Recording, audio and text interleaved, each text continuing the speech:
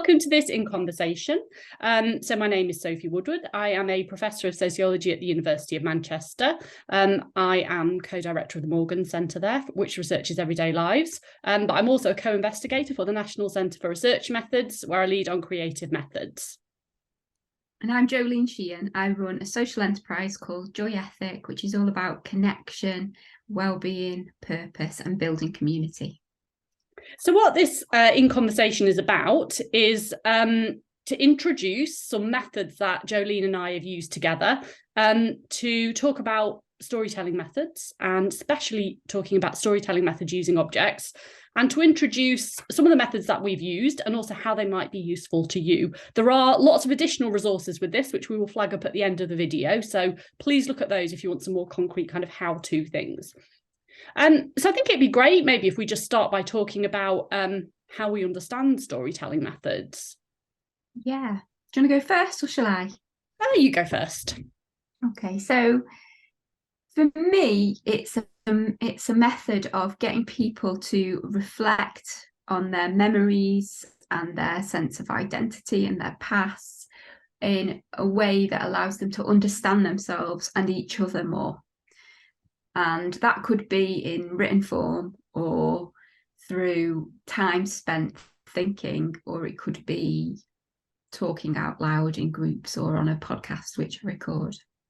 Great. I mean, I think for me, it's about moving beyond just getting people's opinions and really just trying to get to people's experiences. And, you know, I think storytelling methods also are great at starting to think about how things have come to be. So rather than how things are, people can tell the story of how they got to where they are. And I think also importantly for me, it's about how people are making sense of their lives as well. So they tell you about an experience, but the story I think is also about how they're making sense of that as well.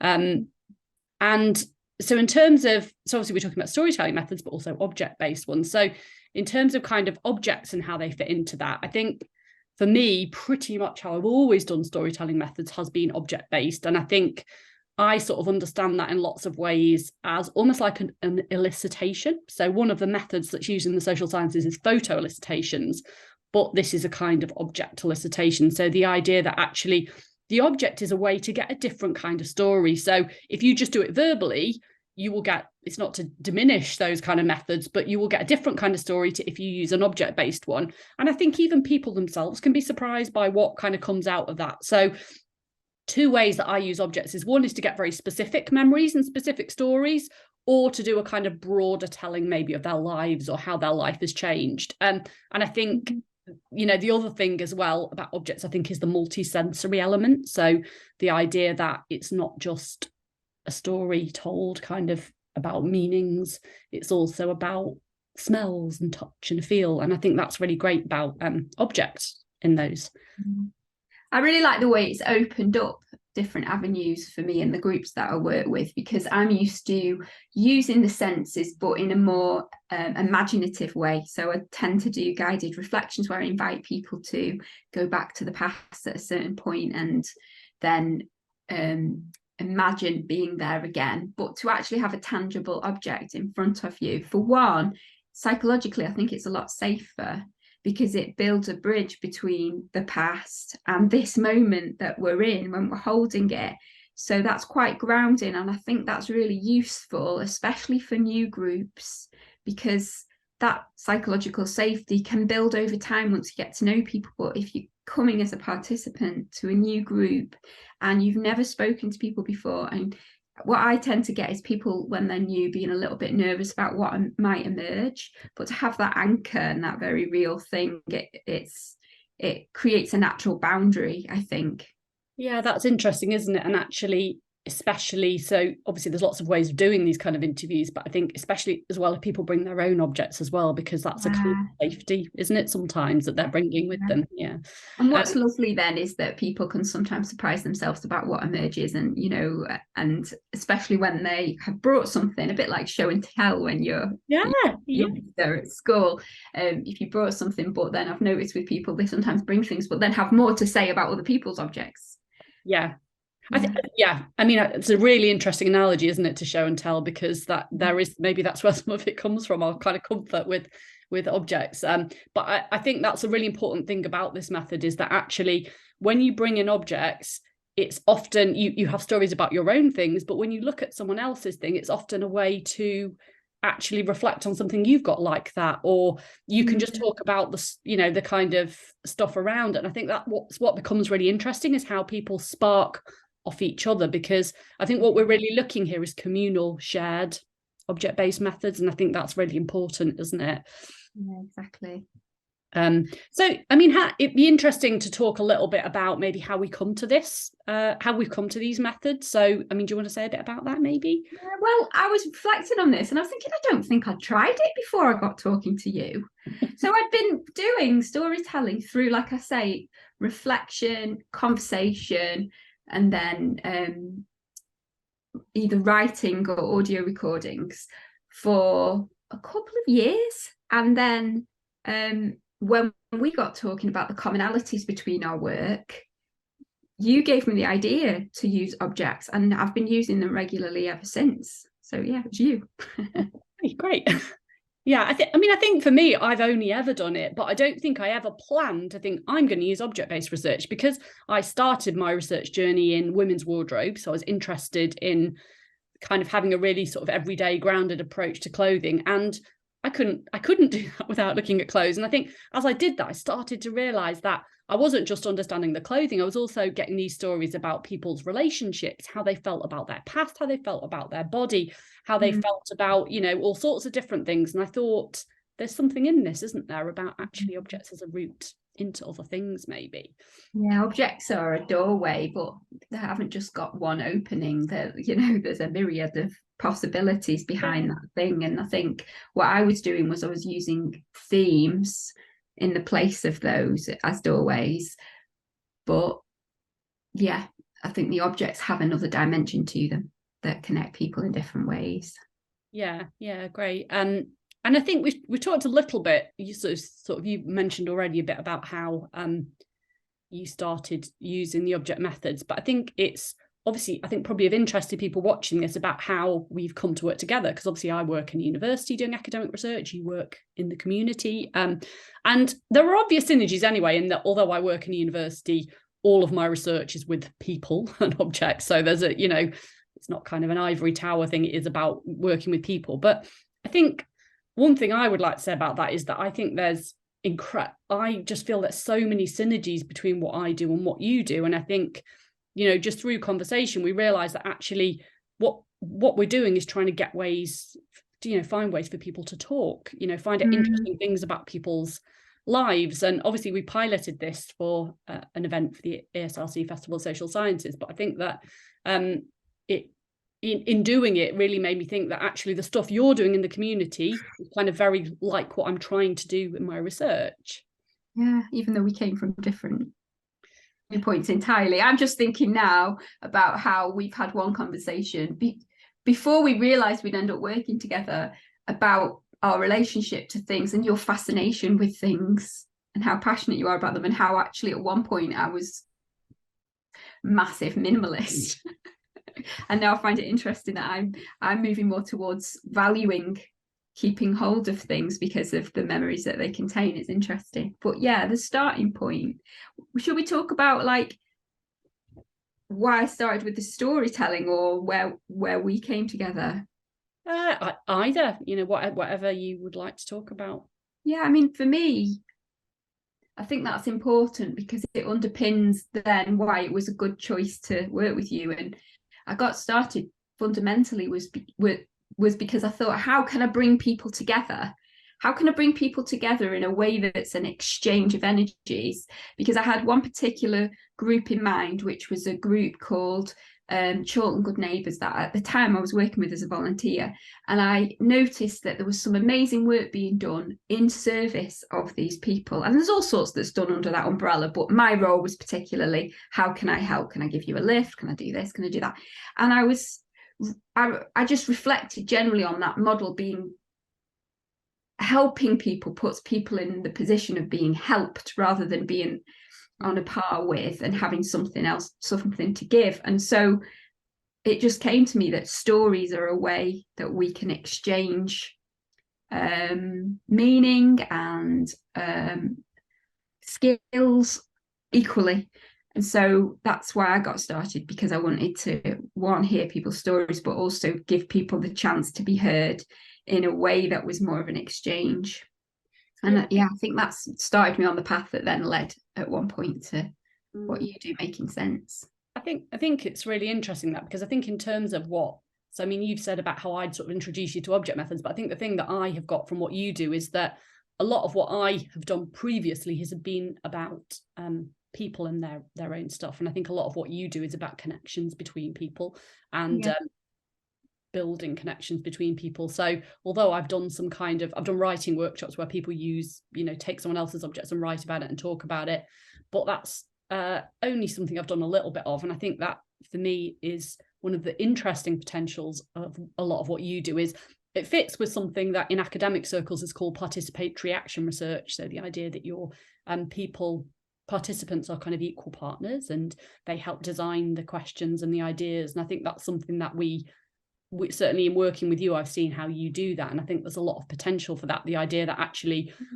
these object-based methods really lend themselves to some of what you're doing in terms of making connections, but also getting people to have real ownership, I think, of those methods as well.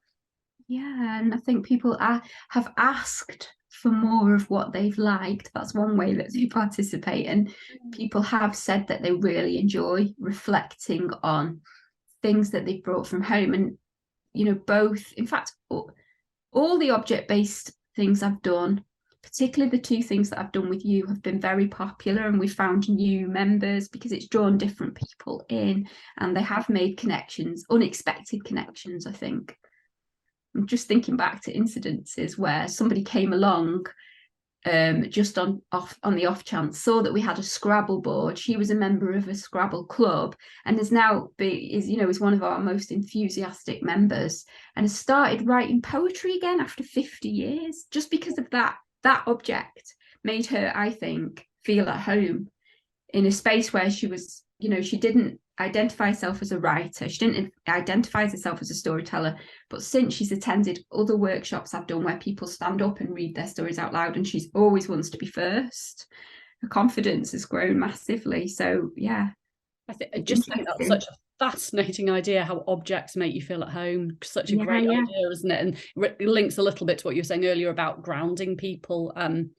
So yeah, I think then, so obviously we've had loads of success and enjoyment in doing these methods, but I think that maybe some of the people watching this will be interested in how they could do it and what they could do. Yeah. So it would be good maybe for us to think about kind of, obviously people should look at the other resources, but maybe some kind of suggestions as to what work, top tips maybe around it. So do you have any top tips you'd like to share about it?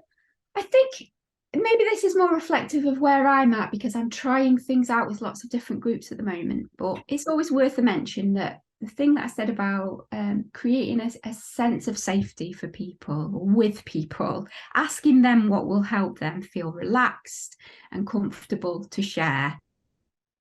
And, agreements at the beginning of any workshop or storytelling offering are always good, because then you can get a feel of what feels friendly but has some challenge in there.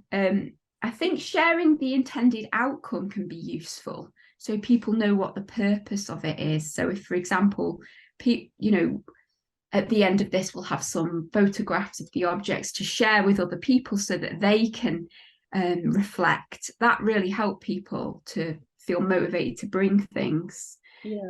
I like starting with, for that sense of it being low stakes and people not feeling like believing that, because the concept of storytelling being I have to have a ready-made story that's going to entertain people and they're imagining an audience. The kind of storytelling that I tend to do isn't about that. It's much lower key, but does actually bring out bigger stories, starting with one word or a phrase that they might associate with that object or any object, and then hearing each other's thoughts in the group tends to spark deeper reflections, giving people time to reflect. not expecting people to be able to confidently or even have anything to articulate like that. That's useful, and I had to learn that. For example, time to share in pairs before talking to the rest of the group. A lot of this does actually sound like tips for teaching as well. I feel like I've been through all of this as well with giving. This is what I learned from teaching, and then forgot, and then had to relearn again because I forgot that adults are just children in big suits.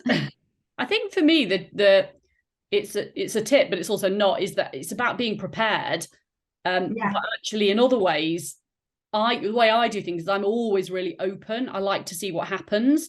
But you still need to be prepared when you're being open. And I think some people doing this method maybe haven't used it would feel a little nervous. It's all about, I think, being really prepared and thinking through how you're going to do it and what's going to happen at different stages. And like you say, factoring in time for people to share in pairs, or factoring in reflection time, or time for people to just walk and look around the objects. I think that's really important, actually. I noticed it from when we've done things together, just having a bit of time where people have a cup of tea and just look at all the objects. They don't have to do anything, nothing's required of them, but I think that can be really important, can't it, in sort of kind of sparking things off as well. And I think as well, the other thing is about obviously we've talked about people bringing their own objects, but being prepared with your own as well, I think makes a big difference, because I have run events where I've asked people to bring objects and like one person has. And luckily I have my little bag at my stash I get out, so it's fine. And then actually people then start to think of other objects themselves, and I've got loads they can write about. But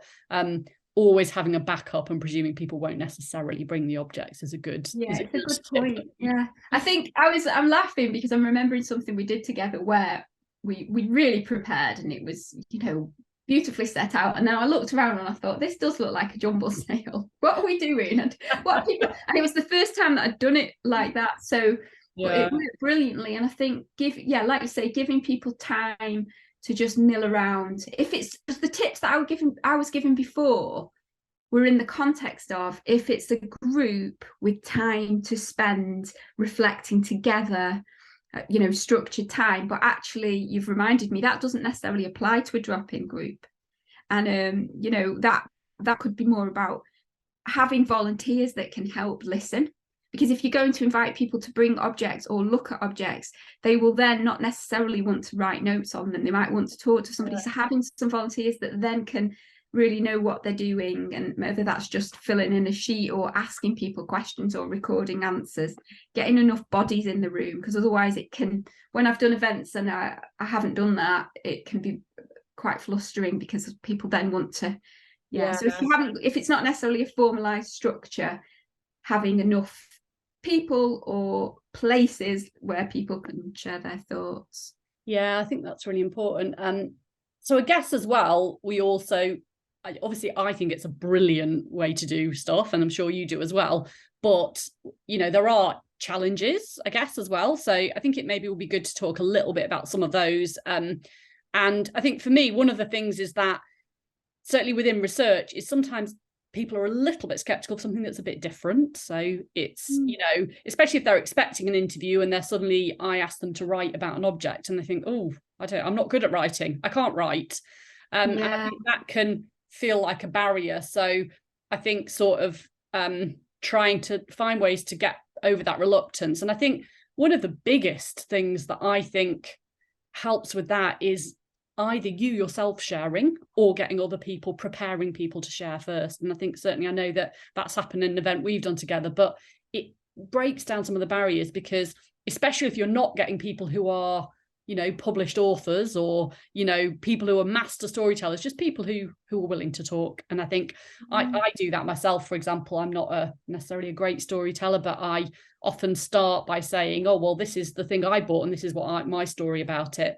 And I think sometimes that starts to break down those anxieties, I think, because I think sometimes it feels a bit different, or people think I'm not good at that, then that can create some maybe challenges as well. Yeah, you're setting a tone, aren't you, if you stand up and talk in a way that's not a performance. Yeah, I think shall I share something that I thought was a potential barrier? Yes, please.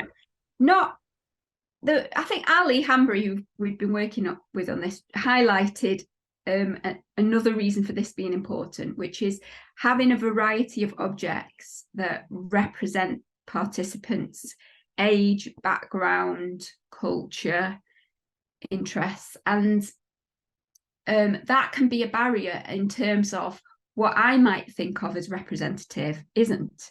So again, that could be that you do a little bit of a focus group with the group that you're working with, or just acknowledge these are representative of what I, what I get my hands on, but also what my reference points, and then using those as categories rather than definitive. Yeah, I think actually that makes me think it's also about, you could say to people, what do you think's missing? I've got various things that relate to home or whatever. What do you think is not there? And actually that could be really, I mean, I've never done that, but it could be a really interesting thing to do, couldn't it? As a way to get stories about things that aren't there as well. And then the other one is precious objects. Somebody brought some glasses to the last thing that we did, and they were clearly very, very dear to her, and a photograph as well of their grandmother. Was it a great grandmother? So we made a little area that was, a no touch area because naturally people want to pick up these things. So having something, even if I don't know how you would do it in the space that you're working in, but that's really useful. And then I think the final thing is time. People want to keep talking, so looking at how you're going to wrap it up, how are you going to signal that it's the end, or just building in extra time more than you think. Yeah, no, I think that's really important, and I think it's good to take account of all the challenges, but I think overall I'm very excited and enthusiastic about the methods, and I know that you are as well. So I just hope that people watching this go and have a look at our toolkit and give them a go. Yeah, and I want to finish by saying, do give it a go, because if you frame it as a learning experience and build that into session where you ask people questions, you stop however 10-15 minutes early and start to explore, what was that like for you, what could we do better, what would you like more of, then it takes the stakes down for you as well as a leader. Yeah, definitely. Okay, thanks very much. Thank you.